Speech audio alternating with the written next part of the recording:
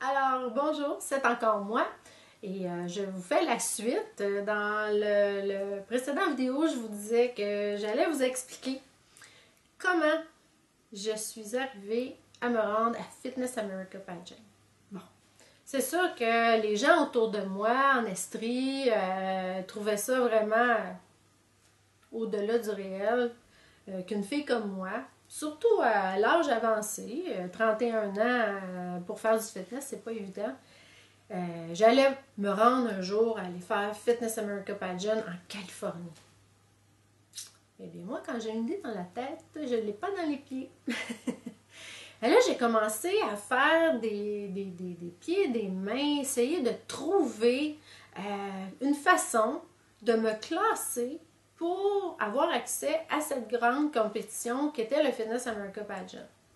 Ici, au Québec, et même au Canada, il n'y avait aucune qualification pour cette compétition-là. Et j'ai fait des recherches et j'ai trouvé le numéro de téléphone pour rappeler en Californie à Fitness America, au bureau de Fitness America, et ils m'ont dit, ben écoute, il y a une compétition dans le Connecticut qui s'appelle Fitness Atlantique, et si tu vas faire cette compétition-là et que tu te classes dans le top 5, tu vas être automatiquement qualifié pour venir faire Fitness America Pageant. Oh! Je commençais à regarder la distance et tout ça. Je pouvais aller en voiture faire la compétition.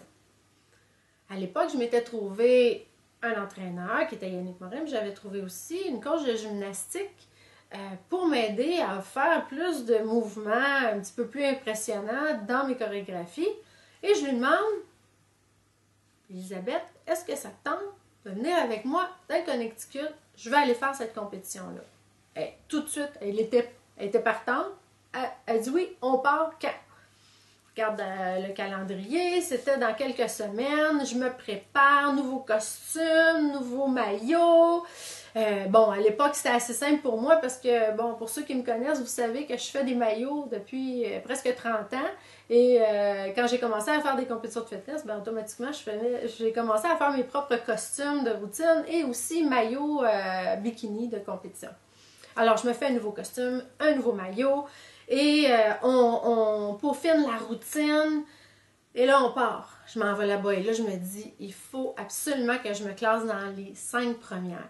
On arrive là-bas, il y a 40 compétitrices. Pas 10, pas 15, 40 compétitrices. Et là, je fais comme, wow.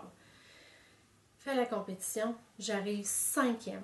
J'arrive en 5e place et là, je suis classée pour Fitness America Pageant.